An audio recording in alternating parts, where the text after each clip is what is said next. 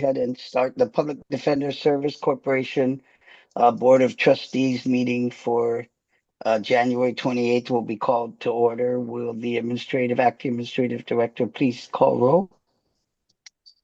Good afternoon, Your Honor. Yes.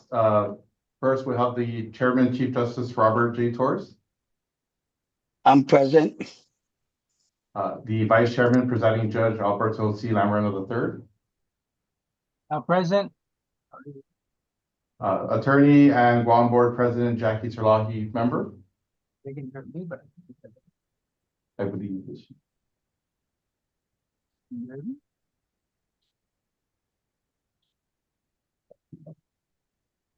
She's at a funeral today.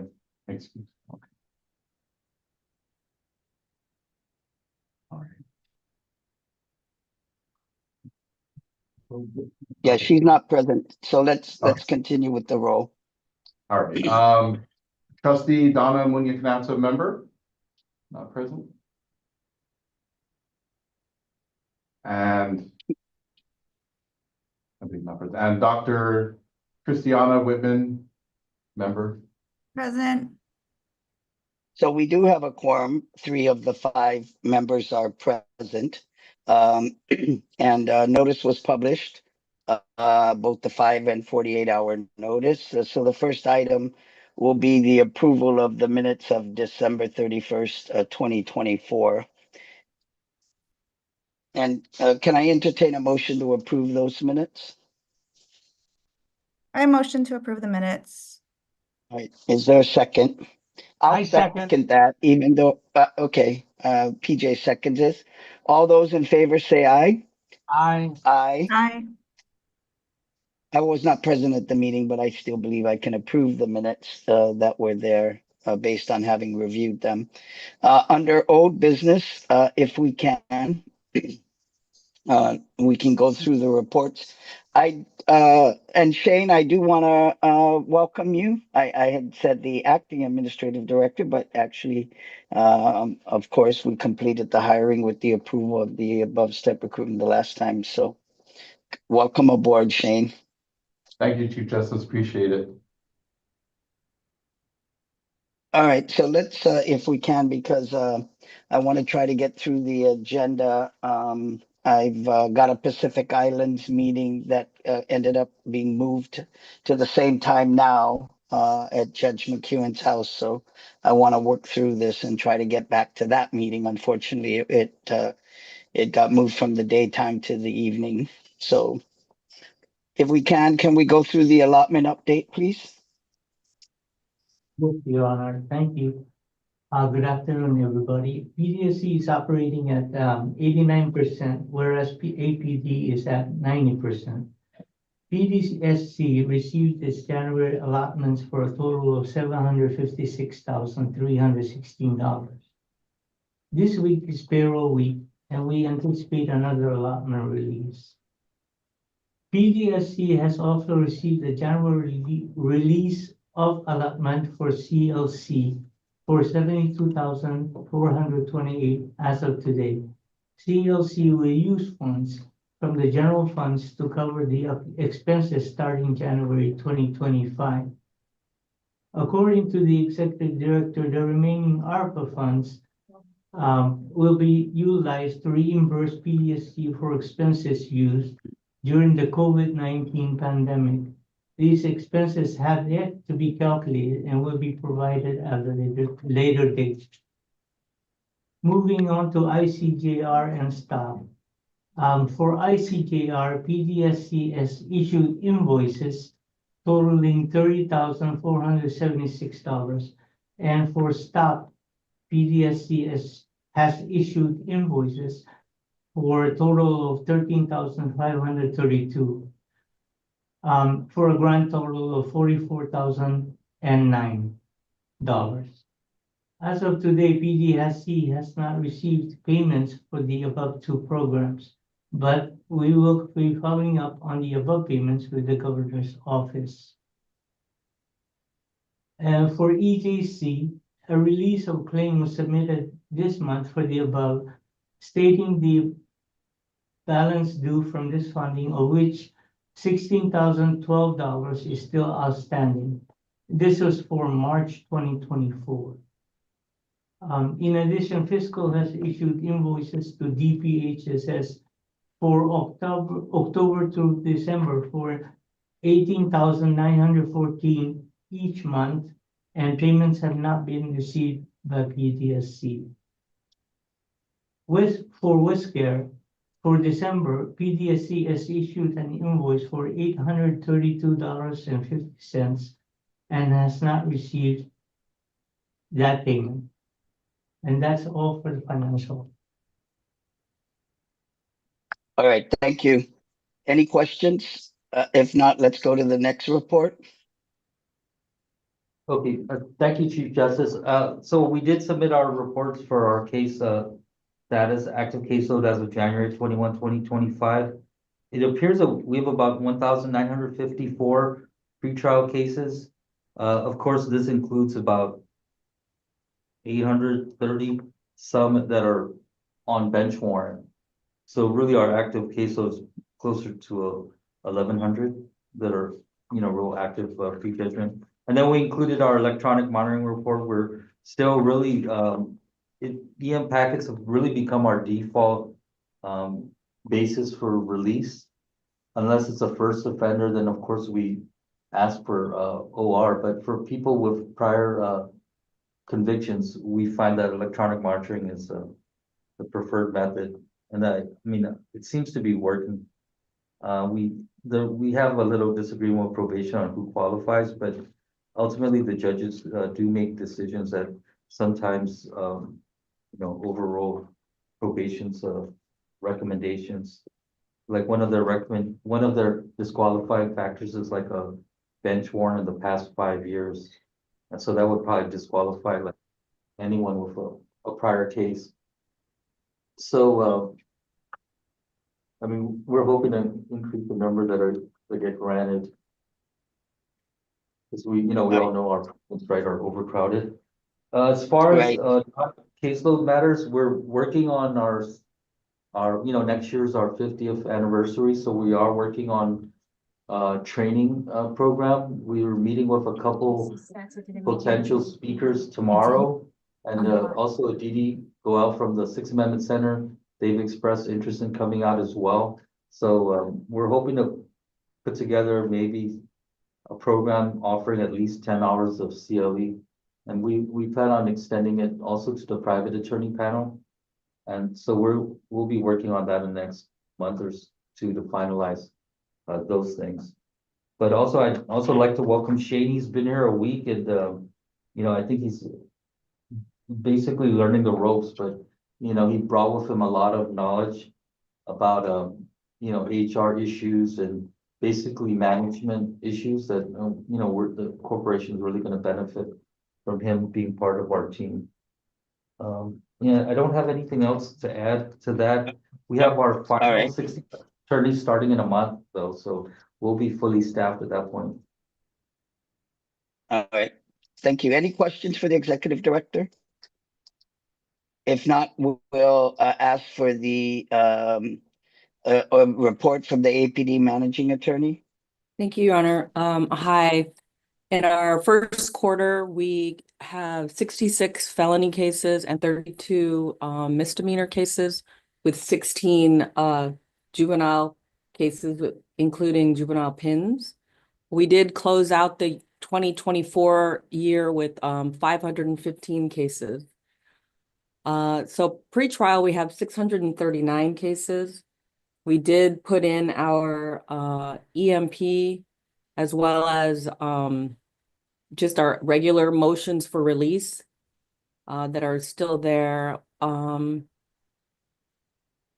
Everything else is what, we've been able to close out cases. There's the average times there. The average time for misdemeanors for 0 to 5 months is 37%, and felonies is 43%. So we're getting better about that. It's a little harder given the state of the Attorney General's office. I'm not trying to impugn the Attorney General's office, but they had a high turnover. So it's hard to figure out who the assigned prosecutor is for each of the cases. So I think that's one of the reasons why we have a slower pace to close out some of these cases. Other than that, we don't have anything else to report, Your Honor. Thank you. All right. Any questions from the managing attorney? CLC's managing attorney? Good afternoon, everyone. I want to apologize first. Part of the stats was not included in the report, which is the CLC EJC stats. So I'll go and report that just based on, I'll just do a verbal report on that, Your Honor, if that's okay. But the stats that were included was the at-risk veterans, our Veterans Family Program, and that's very limited. So although it's showing 0, we've engaged in outreach, educational outreach which is mandated under that grant. This particular grant is limited to at-risk homeless veterans. So although we have veterans and we're servicing them under either CLC or EJC, this particular grant is very specific under West Care. So at this point, there isn't any stats there. What happens is the referral has to come from West Care after they do a screening for eligibility. So that's the reason why you're seeing 0 in this one, Your Honor. But we'll talk to West Care and see, because we do have some clients we might be able to refer over and then have them send back. But for the CLC, EJC, we've serviced 92 clients. 53 are new open cases, 26 we were able to close. And then our elder justice, we serviced 145 cases, 116 are open and 97 were closed in this quarter. And then we also have our TAC, which is showing on the screen right now, which is our advocacy. You can see there are 13.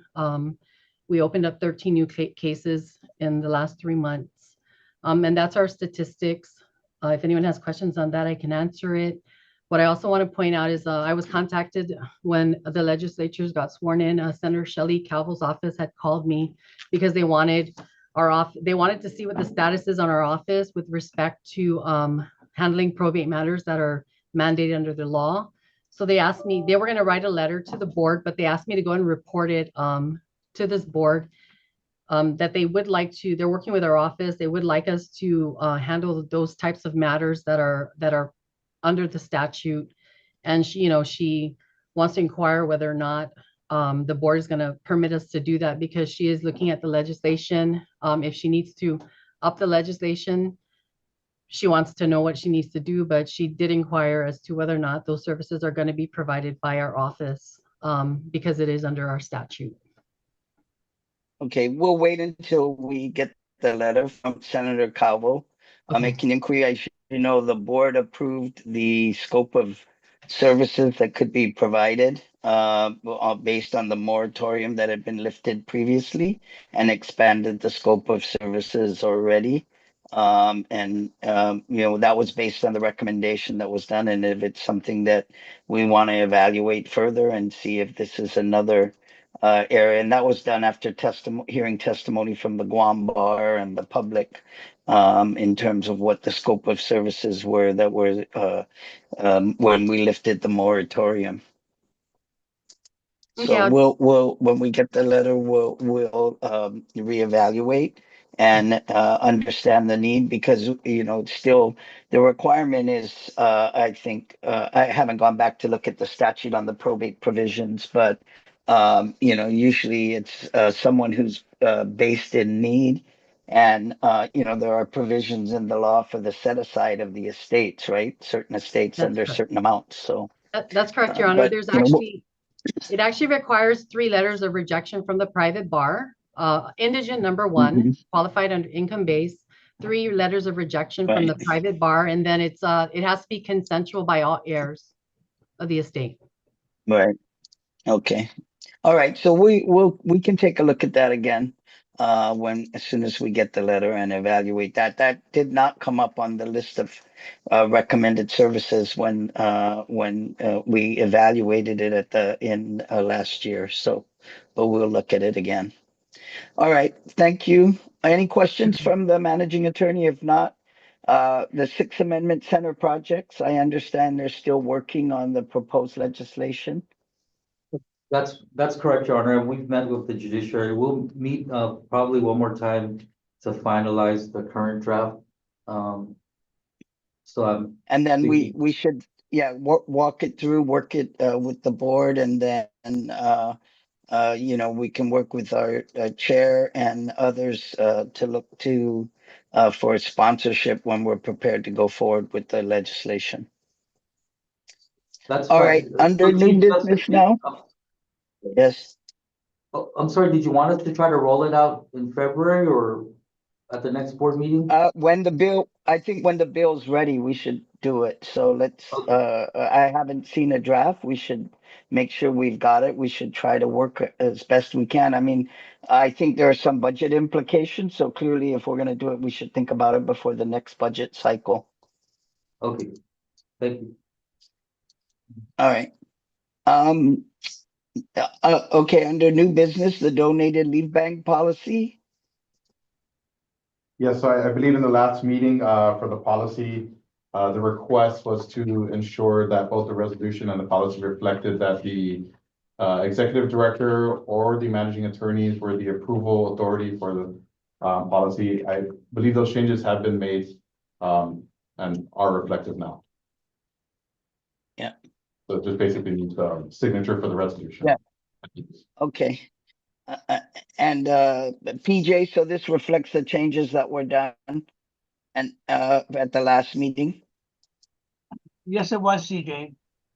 Okay. All right. So I will sign this resolution then. Resolution 125, establishing the donated leave bank policy for the Public Defender Service Corporation, the alternate public defender, and the Civil Law Center. All right. Okay, and then the next item on the agenda is the performance evaluation or resolution for APD Managing Attorney Annie Gayle. And I guess this was not dealt with at the last meeting. And I guess it was just a question. There was some discussion. We already resolved the executive directors, but did not address the managing attorney's resolution. So Chief Justice, I think they approved both of mine and Ms. Gale's. I think the only issue is Okay. If you want to order the merit bonus, which, we're not objecting to. But I think there needs to be there wasn't a vote on that. It was just a vote to give her the increments. So maybe we just need that's the paragraph that the board didn't really vote on. And Yeah, what is the Yeah. just a clarification, Mr. Chairman, is that wasn't for some reason, Annie Gale's evaluation was not included in the agenda. So we just sort of tabled it until today. And that was the reason why it wasn't discussed. Steve's position was on the agenda, but not Annie for some reason. Right. So I that's why recall we that. act on, yes. Yeah. And, But there was no one of the opposition things. from anybody. Okay. All right. And what is the amount of the merit bonus that's being proposed? It's basically 3.5 of her base pay. Yeah. There's funding for it. Okay. All right. And then, so it's now on the agenda. Can we entertain a motion to approve that resolution? Move to approve, Mr. Chairman. All right. Is there a second? I second. All right. There's a motion and a second. All those in favor say aye. Aye. Aye. There being no objection, that resolution passes. Ms. Gayle, congratulations. I just wanted to be clear. I think we had this discussion before, but of course, you were not hired in this position under the classified service, so you're serving and your promotion was based on that. But in the event that there's a situation where you no longer are the managing attorney, you have vested rights in the classified service to return back to an attorney 4 position. Right? So Yep. that's how we understood it. Okay. All right. Congratulations, Annie. Thank you, Your And Honor. good Thank job. you. The evaluations came in very well, so we're very happy with that. Is there any public discussion? All right. There being none, can I entertain a motion to adjourn? Move to adjourn to February 25th. All right, there's a motion by PJ to adjourn to February 25th, second. I second. All right, there being no objection, the Public Defender Service Corporation will now stand adjourned. Thank you.